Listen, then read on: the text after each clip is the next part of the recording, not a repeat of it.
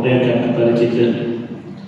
Kebaikan demi kebaikan yang tak putus-putus, yang sepatutnya kita hadirkan kesyukuran yang lebih daripada apa yang telah Allah kurniakan kepada kita daripada kebaikan ini melalui seluruh sudut kesyukuran seperti mana lidah kita, hati dan juga amal tindakan kita. Yang kita harapkan daripada kesyukuran itulah Allah memberikan keberkatan pada kebaikan yang telah dikurniakan kepada kita sebelum Nabi Ibrahim.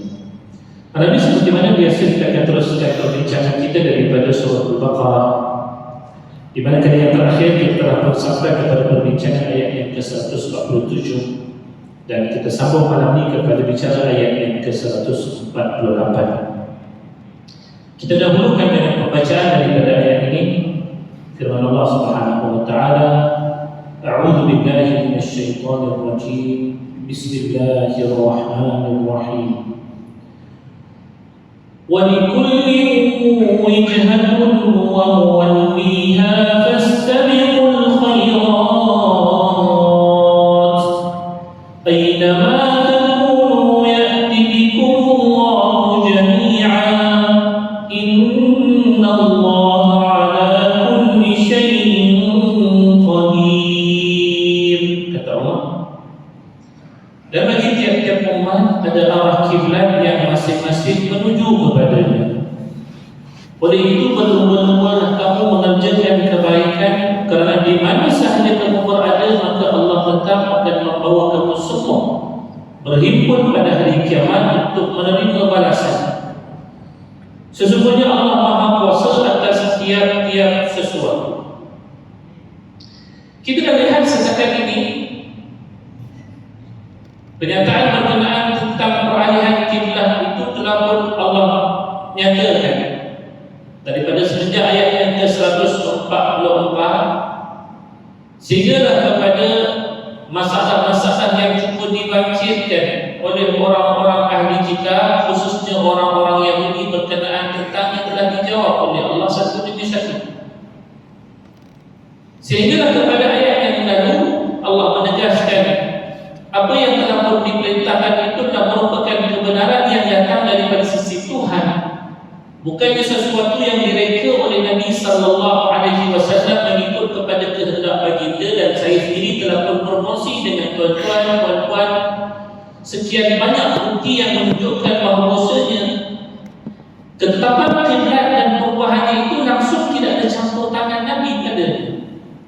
Apa yang telah diriwayatkan berkenaan tentang penghinaan yang Nabi terima tak kala mana Nabi tiba di bumi Madinah, khususnya daripada kalangan orang Yahudi yang kerap kali mempersoalkan kewajaran kiblat umat Islam ke arah Masjidil Aqsa, seolah-olah apa yang dibawakan daripada syariat Nabi Muhammad itu sama seperti mana syariat mereka, dan tidak ada yang baru daripada syariat Islam yang membolehkan mereka itu mengikuti Islam.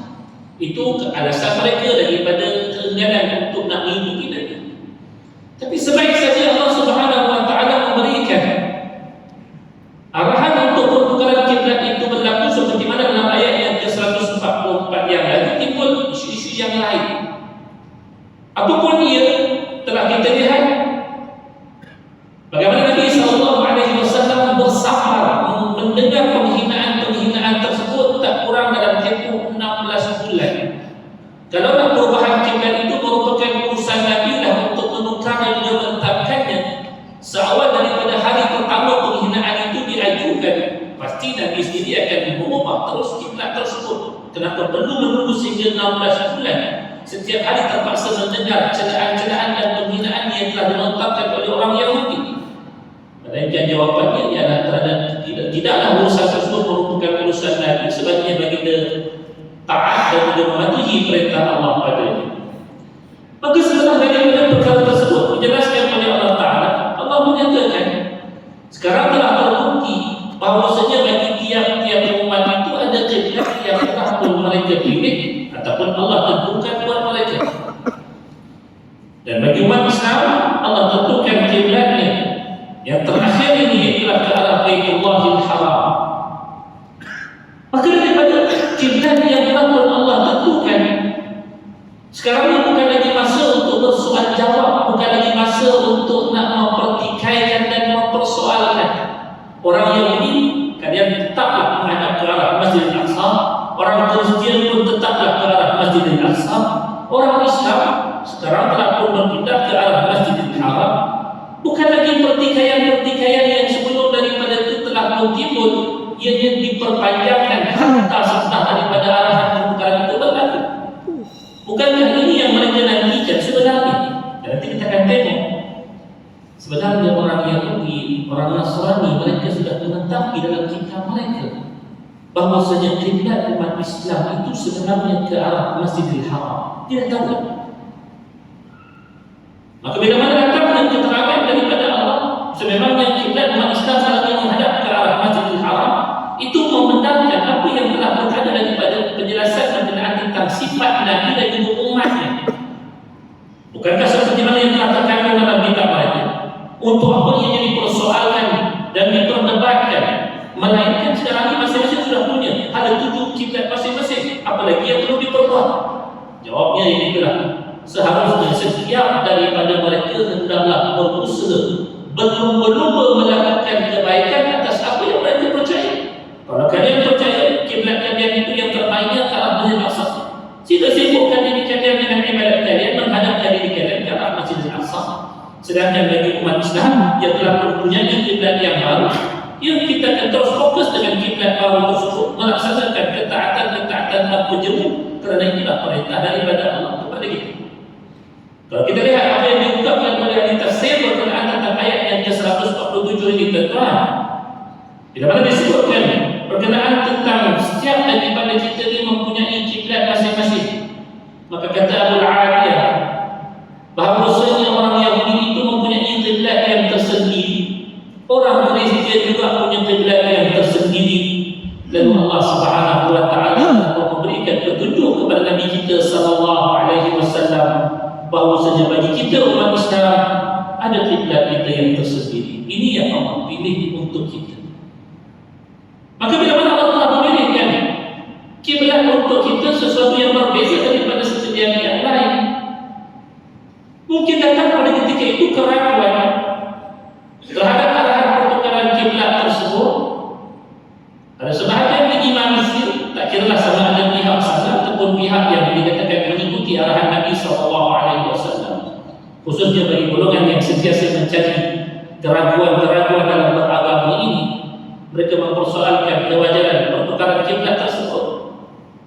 Maka dikala itulah ayat ini Allah datangkan supaya orang jelas bahawasanya pertukaran kiblat itu bukan benda yang asing, bukan benda yang orang kata macam tak dapat diterima. Kenapa tak daripada seawalnya Allah Subhanahu wa taala menetapkan kiblat itu ke arah Masjidil Haram? Kenapa perlu didahulukan perintah yang pertama itu ke arah Masjidil Aqsa? Jawabnya agak beritakan bahasa kasar itu punya pasal Allah. Jawapan kita begitu. Dan Allah yang merintahkan kita untuk beribadat itu suka dia. Kalau esok katalah tiba-tiba lah satu ketika dahulu Allah kata kiblat itu ke arah Malaysia lah kalau kita akan ada pasal itu. Sebab itu merupakan hak Allah Subhanahu wa taala. Tak ada isu pun sebenarnya. Sebenarnya masing-masing berfokus dengan kiblat ataupun dalam bahasa kita kata jalan beragama masing-masing. Dan dia telah belajar daripada senario Mekah sendiri. Ketika mana berlakunya perdebatan-perdebatan berkenaan tentang hal-hal keagamaan, dan kita yang telah pun meyakini dengan agama Islam, jangan sampai kita terikut-ikut dengan keraguan-keraguan yang cuba ditimbulkan sedangkan ia tidak ada apa-apa pun. Hal beragama kita contohnya, kenapa kita perlu sembahyang, kenapa kita tak boleh buat benda-benda yang lain yang dilarang oleh Allah Subhanahu wa taala contoh. Kenapa orang lain boleh makan segala macam benda, kenapa orang Islam tak boleh makan segala macam benda? Ini persoalan-persoalan yang cuba dibangkitkan daripada keraguan. Tetapi hakikatnya bila mana kita meyakini tentang agama ini datangnya daripada sisi Allah dan apa yang Allah letakkan itu pastinya kebaikan-kebaikan buat diri kita, sama ada kita temuinya pada masa tersebut ataupun tidak. Jawabnya, cuba kita fokuskan terlebih dahulu terhadap tuntutan beragama kita. Barulah kesudahannya kalau kita datang keraguan sampai lagi pada itu, mungkin kita boleh berbincang dengan sekalian orang-orang yang akan lagi alim untuk lebih memahami tentang persoalan tersebut. Ini tak. Baru dilontarkan sekali keraguan, terus mengambil sikap untuk tidak lagi mengerjakan amalan-amalan agama. Lewat waktu ini ada yang beritahu pada saya, tak. Ada orang yang dah mula tak mau sembahyang. Pasal apa? Dia belajar daripada buku dia bahawa saja amal ibadat kita ni, apa yang kita buat ni jadi sia-sia belaka kalau dalam hati kita tak ada ikhlas. Maka dia kata saya ni tak ikhlas kalau kata saya buat amal ni, apa yang saya buat ni rasa terpaksa, maka daripada saya buat benda sia-sia, lebih saya tak payah buat. Macam mana agak-agak tuan-tuan? Tak semayang dia kata. Pasal apa? Hanya dia keraguan yang sikit tersebut, terus tinggalkan amal-amal yang sepatutnya dia lakukan untuk dia melaksanakan perintah Allah, dan pada perintah itulah yang perlu diikhlaskan di diri dia. Jangan pula tuan-tuan dengar saya cakap ni, betul juga dia cakap, saya ikut dia dah tak semayang pagi, hanya saja. Tapi ada orang begitu, dia lebih suka untuk ikuti keraguan-keraguan tersebut berbanding dengan kejelasan perintah Allah yang suruh kita selayang siapa dia? Allah. Allah suruh kita selayang dia. Allah suruh kita ikhlas dia. Tetapi yang berikan sifir untuk kita tak selayang, untuk kita tak ikhlas siapa dia? Syaitan. Cara dia manipulate macam mana? Asal-asal ikhlas tu perintah Allah, semayang tu perintah Allah. Konon-kononnya kalau kata saya ni tak ikhlas, saya tak payah semayang. Tengok dua-dua perintah tu dia tak buat. Asalnya contohnya kita kata mungkin tujuan dia kata saya cuma nak mendidik ikhlas dalam diri, tapi sebab dia tak ikut perintah Allah, maka dengan apa yang telah pun dia ikut keraguan bukannya yang dikatakan perintah Allah, maka di situ dia akan menghilangkan segala perintah, sebaliknya dia melakukan perkara-perkara yang dilarang oleh Allah Subhanahu. So Allah kata dalam hal berkenaan tentang kiblat ini sebagai contohnya, dah aku perintahkan kepada kalian hadaplah arah kiblat. Apa susah? Tak timbul isu berbangkit seperti mana yang dibangkitkan oleh orang Yahudi. Apa dia? Orang Yahudi kata, kalau kata orang sekarang ni hadap ke arah kiblat yang baru, macam mana amal-amal orang dahulu yang tak menghadap ke arah kiblat? Hak yang dulu biarlah dia dengan Allah Subhanahu wa taala. Kenapa kita pula perlu disibukkan dengan benda tersebut?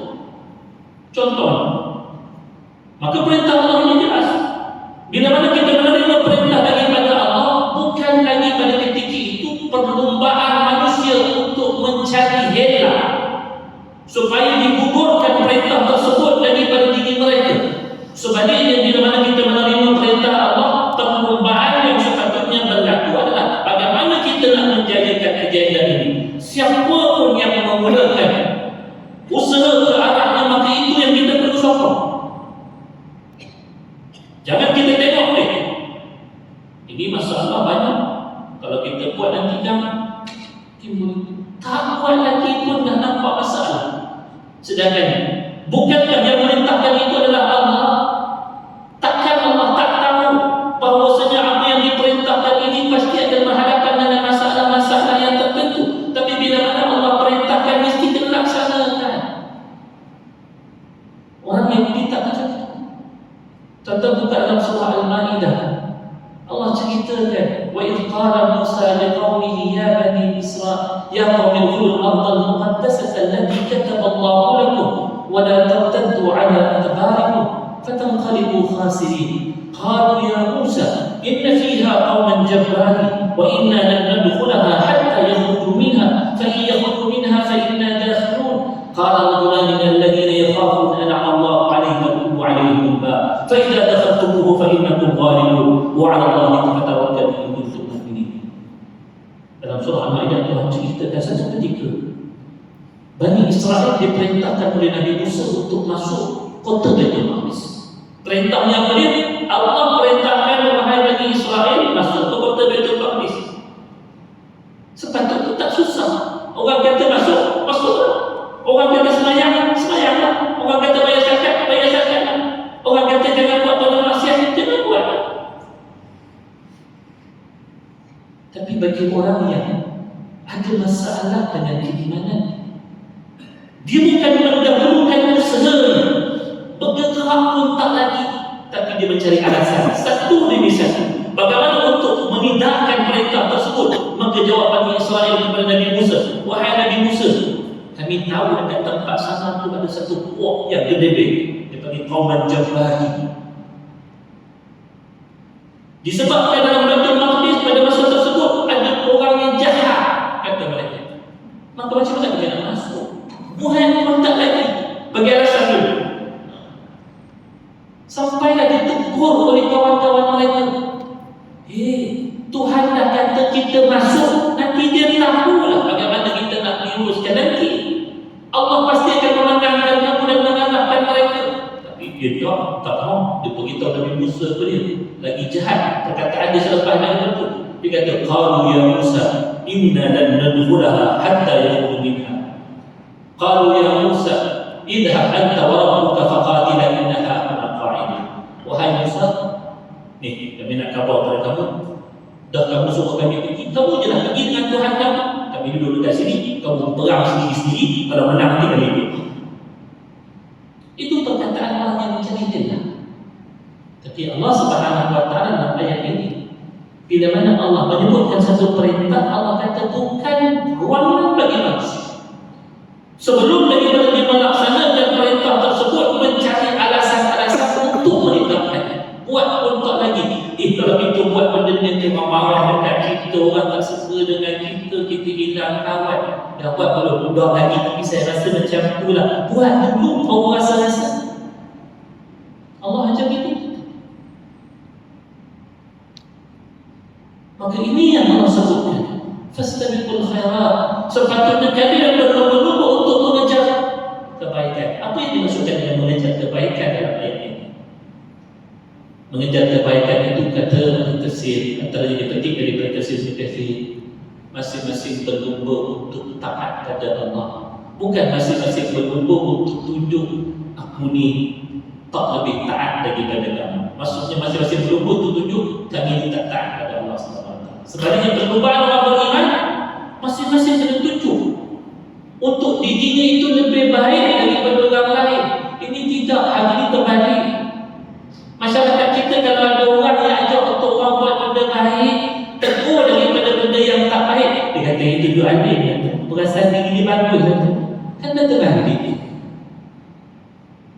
Sedangkan pada ketika manusia berbuat kejahatan, berbuat keburukan, biasalah orang sekarang dah dalam macam tu, tetapi adil.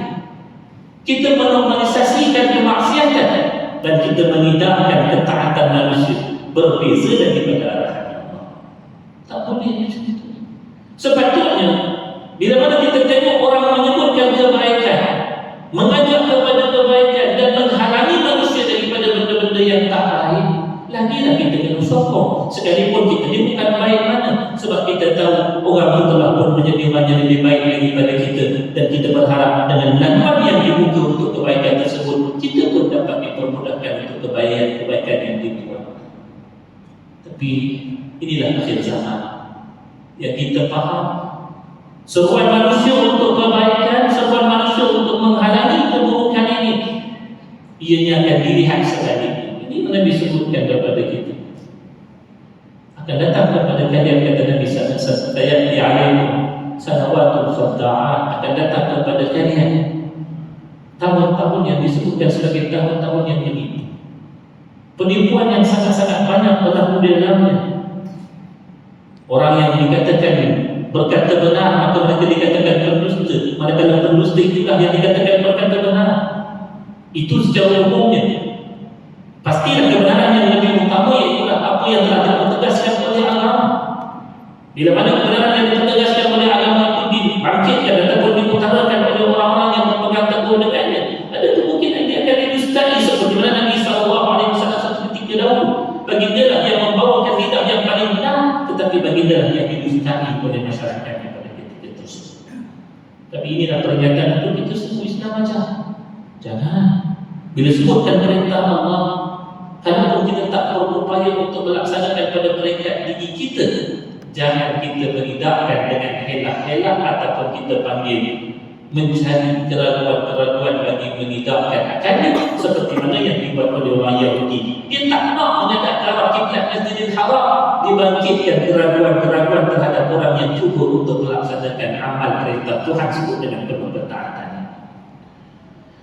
Pada ketika itulah Allah Subhanahu wa taala dalam masa yang sama bila mana sebutkan berguna kalian untuk melakukan kebaikan dalam bentuk berusaha mengerjakan ketaatan kepada Allah.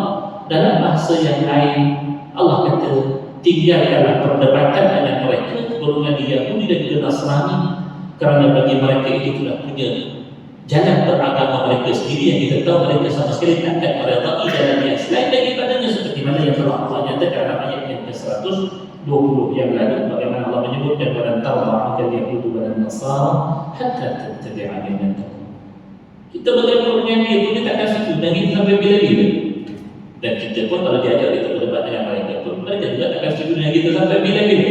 Maksudnya daripada jenis yang sudah pun terpatri dalam pikiran mereka untuk menutup segala ruangan untuk melihat posibiliti kebenaran itu pada benda yang lain.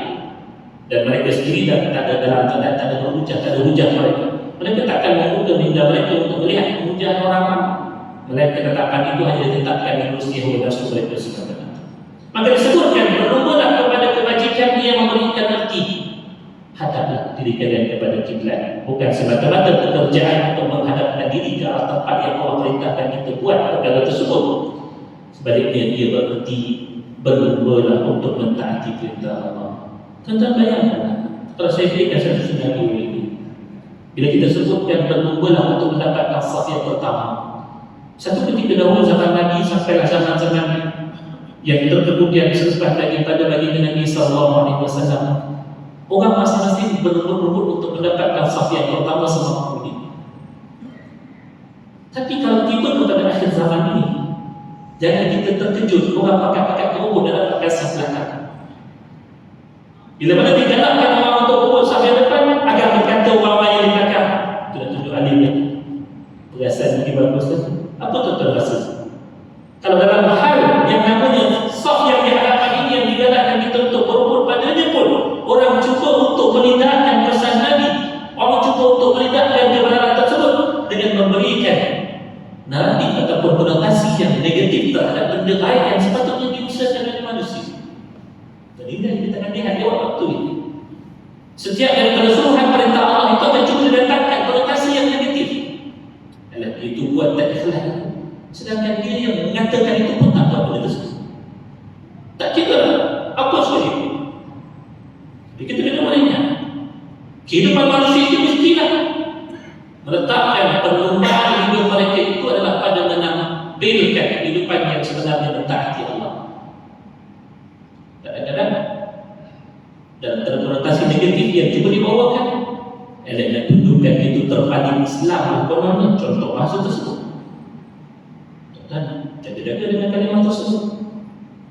Kalau kita memberikan konotasi yang negatif terhadap sikap terpaling Islam seseorang, adakah kita berkehendak untuk orang tersebut menjadi terpaling kafir? Alhamdulillah. So jaga-jaga diri kita. Jangan kita mengungkapkan kalimat-kalimat yang kita tahu akan menghancurkan iman kita. Kalau orang itu sudah terpaling Islam pada mata kita terhadap diri dia, sepatutnya kita lah yang mencontohi dia, bukan menyindir ataupun menghina diri dia. Apapun ada dalam hati dia, itu terjadi dengan Allah, tetapi mengungkapkan dia lah benar-benar yang terpaling Islam. Habis itu nak jadikan dia terpaling kafir. So hati-hati, jangan sampai kita jadi macam orang yang ini.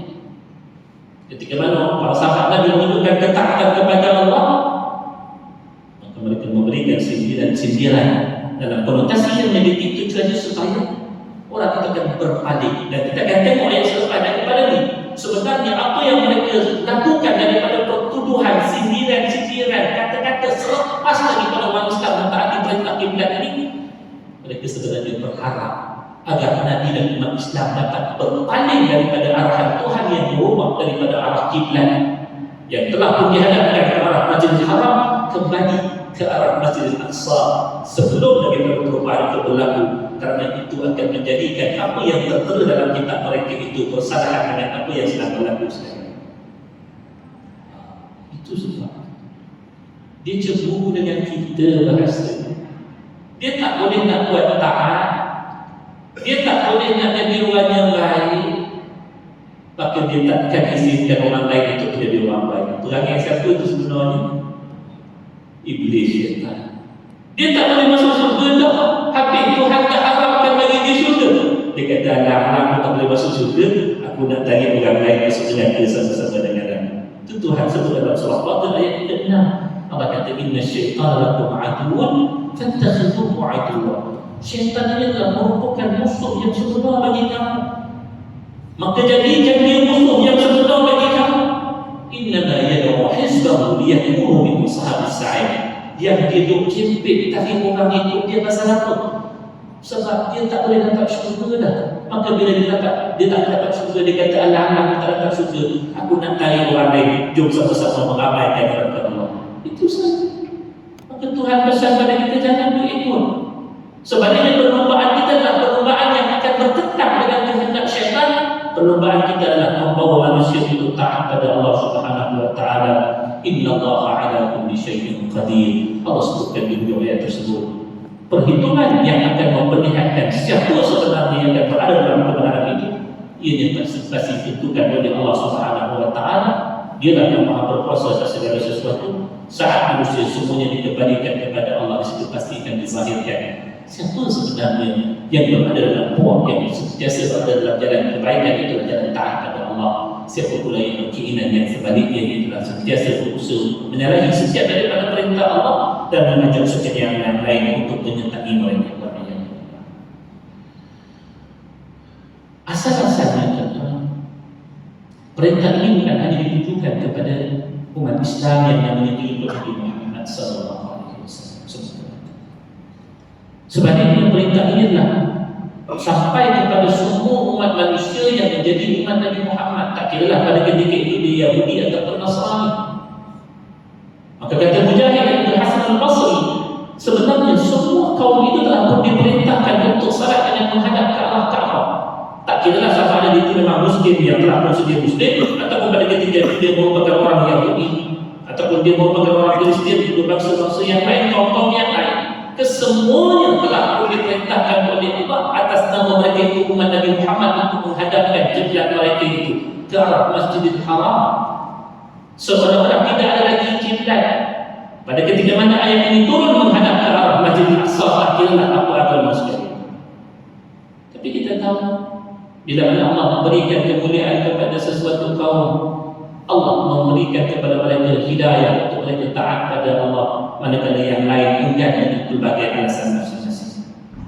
Maka pada ketika itulah Allah Subhanahu wa taala menyebutkan dia Maha berkuasa atas segala sesuatu, yang akan mengembalikan manusia di akhirat nanti untuk memperlihatkan kepada kita siapakah yang sebenarnya yang sedang berada di atas jalan kebenaran berbanding dengan sekalian yang lain yang enggan untuk mentaati Allah pada perintah tersebut, sekalipun mereka lah merupakan orang yang paling banyak menyindir orang-orang yang berbuat taat pada ketika tersebut. Maka dalam perintah yang kedua yang merujuk kepada perkara yang sama, ia diulang kembali oleh Allah. Dalam ayat 144 Allah menyebutkan kiblat itu mesti dihadapkan ke arah Masjidil Haram. Allah ulang perintah ini yang kedua. Allah kata, وَمِنْ حَيْثُ خَرَجْتَ فَوَلِّ وَجْهَكَ شَطْرَ الْمَسْجِدِ الْحَرَامِ وَإِنَّهُ لَلْحَقُّ مِنْ رَبِّكَ وَمَا اللَّهُ بِغَافِلٍ عَمَّا تَعْمَلُونَ. Sekali lagi Allah tegaskan. Allah kata, وَمِنْ حَيْثُ خَرَجْتَ فَوَلِّ وَجْهَكَ شَطْرَ الْمَسْجِدِ الْحَرَامِ. Dari mana sahaja kalian keluar, yang itu tujuan mendirikan akan salat. Kita daripada bumi Bukit Indah, orang lain daripada bumi mana-mana yang lain. Setiap kali kita keluar daripada rumah kita untuk mendirikan salat, hanya tuju kita cuma ke arah satu, yang namanya ke arah Masjidil Haram. Tak ada yang lain. Jangan cuba buat masjid yang menghadap ke arah lain. Tak, seluruh dunia, di mana pun pelosok dunia yang sedang kita tempati, kiblat kita itu ke arah Masjidil Haram. Dan Allah sekali lagi mempertegaskan, urusan penetapan kiblat ini bukan urusan sesiapa. Ia bukan urusan Nabi. Apatah lagi kalau kita Ya, majlis agama melaksanakan perintah Allah, tetapi yang menetapkan arah kiblat itu bukan mereka. Mereka hanya menetapkan apa yang dikatakan ketetapan dalam bentuk peraturan. Setiap masjid nak dibina adalah mestilah menghadap ke arah Ka'bah. Tetapi penetapan ke arah Ka'bah itu siapa yang buat? Allah Subhanahu wa Ta'ala. Kenapa? Sebab ia nak merupakan kebenaran yang datang dari sisi Tuhan kamu, dan Allah ingatkan kita pada pekerjaan taat yang Allah minta pada kita untuk taat pada diri, dan Allah telah menjanjikan kebaikan bagi setiap yang mentaatinya. Maka bagi lawan kepada orang yang taat itu pastilah orang-orang yang bermaksiat, yang melakukan kezaliman ke atas diri mereka sendiri dalam keadaan bukan takat mereka tak taat. Kalau kita lihat orang Yahudi sampai mempersedakan orang yang berbuat taat, ini kita kena ingat, jangan sampai kita juga tergolong dalam kalangan orang tersebut. Sebab di hujung ayat ini, apa yang dinyatakan oleh Allah adalah merupakan satu ancaman sebenarnya. Allah kata, wallahu bighafilin amma ta'malun. Ingat, Allah tak pernah lalai akan segala apa yang kamu buat. Kita mungkin boleh buat kerana kesempatan dan dengan izin yang Allah beri, walaupun keizinan tersebut kita tahu ia bukan dalam bentuk yang utama, yang namanya keizinan yang disertai dengan rahmat dan juga redha daripada Allah. Sebab izin itu ada dua jenis. Izin Tuhan yang dikatakan insya-Allah, sekiranya Allah mengizinkan ada orang sangat dan kata, oh kejahatan yang berlaku atas muka bumi ini, biarlah dia berlaku sebab dia berlaku dengan izin Tuhan. Tuhan nak bercakap sesuatu jangan sedap dulu, kena faham konsep izin Tuhan itu bagaimana. Izin Tuhan ini dalam bahasa kita kata syariat yang sebenarnya ada dua. Satu yang disebutkan dalam istilahnya sebagai izin kauni, yang kedua yang namanya izin syar'i. Izin kauni apa dia? Tuhan izin sesuatu itu berlaku, tetapi ia tidak disertai dengan rahmat dan redha daripada Allah. Manakala izin syar'i itu Tuhan izin sesuatu itu berlaku dan Tuhan meredai lagi merahmati apa yang berlaku tersebut ataupun yang dilakukan orang-orang yang diberikan keizinan padanya. Contoh, bila mana kita lihat Abu Jahal, Abu Lahab menjadi orang yang kufur lagi derhaka pada Allah. Tuhan izin tak ada berlaku? Tuhan izin tak ada berlaku? Izin, sebab takkan ada benda yang berlaku kecuali dengan izin. Tetapi adakah Tuhan meredai perbuatan tersebut? Itu.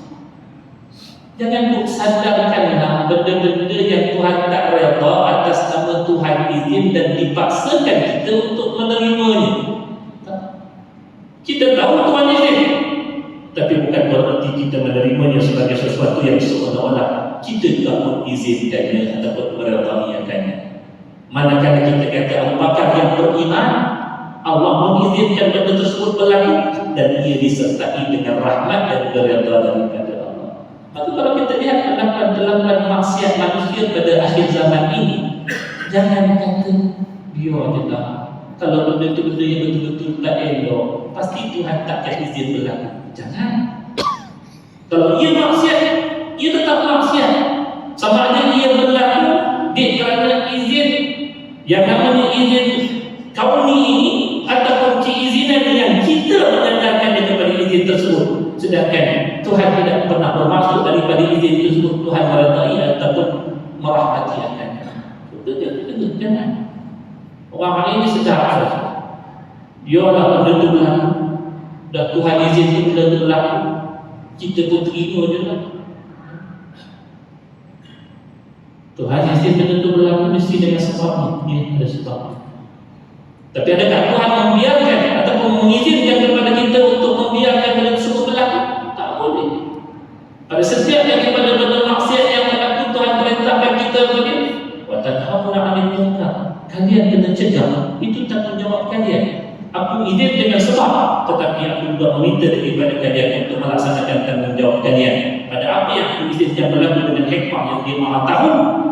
Iaitu aku berikan peluang kepada kalian bagaimana kalian menanggapi akan perkara yang kalian tahu ianya mendatangkan murka daripada aku. Apa kalian lakukan terhadapnya? Iaitu iaitu pencegahan, ataupun kalian membiarkannya seperti mana yang dibiarkan oleh orang Yahudi sehingga datang laknat Allah kepada mereka. So, kita kena faham kan? Kesudahan Allah kata wa wallahu bighafilin amma ta'malun. Tuhan takkan lalai atas apa yang kamu lakukan. Orang-orang yang berbuat kejahatan pasti akan dibereskan oleh Allah. Kemudian begitu juga dengan orang-orang taat pasti akan diganjari dengan balasan yang sebetulnya. Maka inilah merupakan perintah Allah. Yang kedua, yang ketiga minta maaf ya. Yang kedua, di mana dia perintah untuk menghadap ke arah Masjidil Haram daripada seluruh pelosok bumi.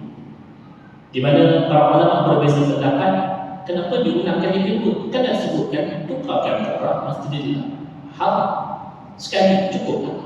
Kenapa perlu diulangkan yang kedua? Mesti kena hadapkan juga kalian, wajah-wajah kalian, tubuh-tubuh kalian ke arah Masjidil Haram. Kenapa perlu diulang? Sampai nanti pada perintah yang ketiga kali diulang dalam ayat yang selepas daripada ini. Maka kita akan lihat bahawasanya perintah-perintah ini datang berulang kali dengan hikmah-hikmah yang kita akan lihat selepas daripada azan isya. Silakan.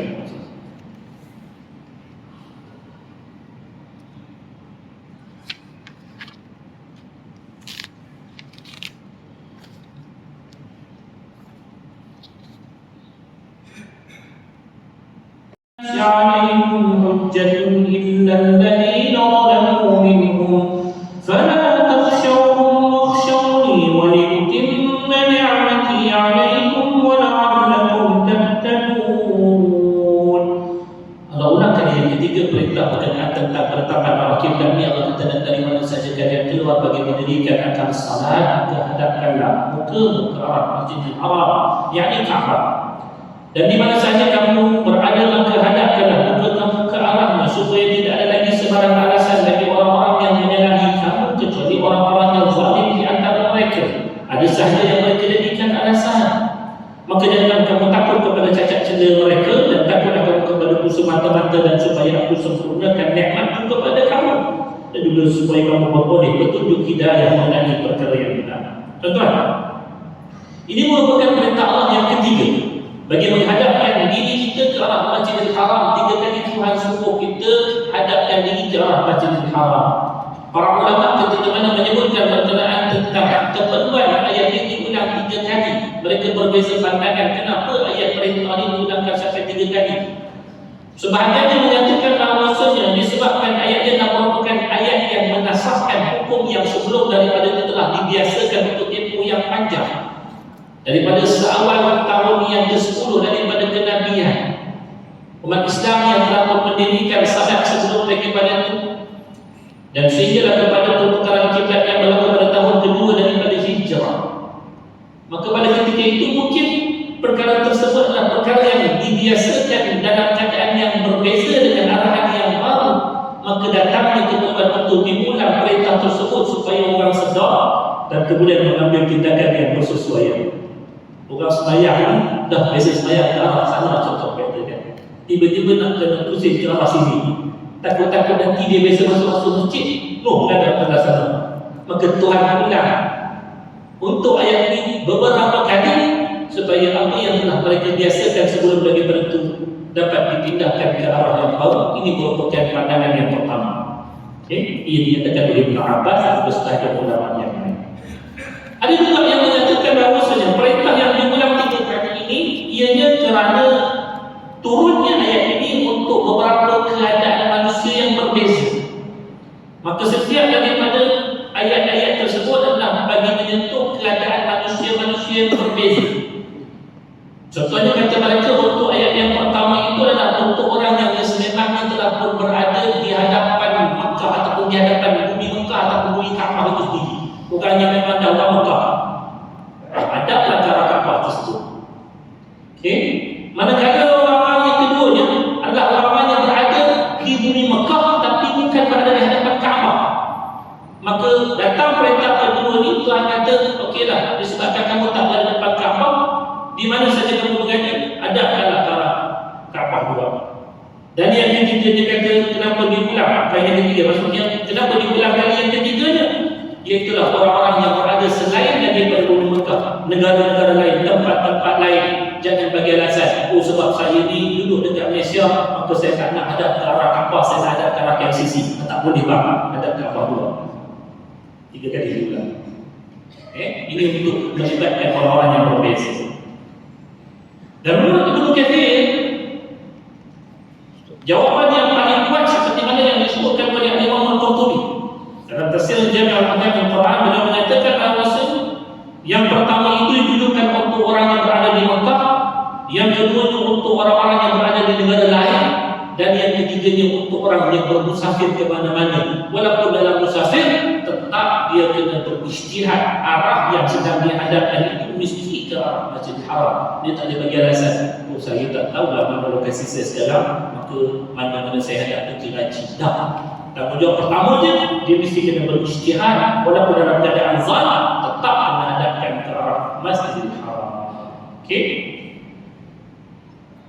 Tetapi yang menariknya, disebutkan oleh Ibnu Katsir, kenapa perintah ini diulang lagi sampai ketiga kali? Oleh Allah Subhanahu wa taala, itu telah dijelaskan dalam ayat yang kita sedang bacakan sekarang ini, ayat yang ke-150. Tujuannya diulang oleh Allah supaya selepas daripada ini tak ada lagi orang yang boleh berhujah apa-apa terhadap Nabi SAW dengan segala macam pertuduhan sebelum daripada ini. Konon-kononnya Nabi lah yang tentukan arah kiblat tersebut. Konon-kononnya Nabi, konon-kononnya tunjukkan dia lah yang terpaling Islam masa itu. Dia lah yang terpaling eksklusif berbanding daripada agama lain yang takkan sama dia dengan orang lain. Tapi Allah kata semua urusannya merupakan urusan Allah. Allah yang suruh. Bila mana Allah suruh sampai 3 kali, Nabi tak perlu suruh sampai 3 kali untuk menyatakan sesuatu. Tapi Allah buat ia sampai 3 kali. Tujuannya supaya orang tahu ialah merupakan urusan Allah, bukan urusan Nabi SAW. Dan umat Islam juga kena tahu bahawasanya bagi sifat umat Islam itu ialah mereka mesti menghadap ke arah Kaabah sebagai kiblat. Siapa-siapa yang cuba untuk mengalih arah kiblat ke arah yang lain, ketahuilah dia antara orang yang cuba mencabut keislaman daripada kita. Maka jika kehendak untuk menghadapkan kiblat ke Kaabah itu telah hilang daripada sifat umat Islam, mungkin mereka akan menjadikannya sebagai hujah ke atas kaum muslimin. Macam saya sebutkan tadi, orang Yahudi, orang Kristian, mereka telah menemui sifat-sifat orang Islam ini yang akan lahir di akhir zaman ini sebagai pengikut Nabi Muhammad ini. Mereka akan menghadapkan kiblat mereka ke arah Masjidil Haram. Dah ada dalam kitab mereka. Cuma kali pertama mereka bertemu dengan kumpulan ini sewaktu Nabi mula berhijrah ke bumi Madinah. Dia tengok ini kita punya buah ni nak kata pada dia orang ni. Iaitulah mereka katakan agama kamu dan agama kami sama, menghadap ke arah Masjidil Aqsa. Maka bila mana Allah tukar ke arah Masjidil Haram, itulah identiti orang Islam yang sebenarnya telah pun ada dalam kitab Taurat juga kitab Injil, yang mana bila mana Allah menegaskan sampai 3 kali, seolah-olah tidak ada lagi harapan bagi mereka untuk nak memperkatakan sesuatu yang lain daripada apa yang telah memang disurahkan oleh Allah tentang sifat orang Islam. Itu yang dikatakan supaya tidak ada manusia yang lain dapat berhujah di atas kami. Maka kata Al-Quran yang dimaksudkan dengan perkara ini adalah Ahlul Kitab. Mereka lah yang telah menyatakan sebelum daripada itu Muhammad berpaling ke arah Kaabah. Seorang Nabi yang buat decision untuk ke arah Kaabah. Tak ada benda lain yang dibuat melainkan kerana rindunya dia kepada rumah ayahnya dan juga agama kaumnya. Dan yang menjadi hujah mereka ke atas Nabi adalah berpalingnya baginda ke arah Baitullahul Haram. Lalu mereka katakan, kami yakin Muhammad nanti bila mana dah habis hilang rindu dia, dah habis dia punya ingatan dia terhadap tempat dia, nanti dia sama-sama dah sama kita ke arah Masjidil Aqsa. Itu harapan dia. Tapi bila mana Allah dah ulang 3 kali, dia tidak akan berlaku. Sebab selama-lamanya kiblat itu akan kekal sampai ke arah Masjidil Haram. Maka ini menutup sama sekali peluang mereka untuk melihat apa yang diharapkan itu daripada berlaku seperti mana yang mereka harapkan, bagi menafikan kebenaran Nabi dan umatnya. Maka kata Allah, yang tinggal bagi kamu wahai Muhammad dan juga umatmu, yang teruskan ketaatan tersebut biar apapun yang dikatakan oleh manusia. Jangan takutkan kepada celaan sesiapa yang mencela kepada kamu melakukan ketaatan pada Allah. Orang kita kadang-kadang takut nak buat pekerjaan taat, takut orang kata. Tapi waktu buat maksiat tak takut pula orang kata. Maka Allah kata, "Fala takhshawhum wakhshawni." Jangan kalian takut pada sesiapa dalam berbuat taat. Sepatutnya kita kena takut pada Allah tak kala mana kita berbuat taat.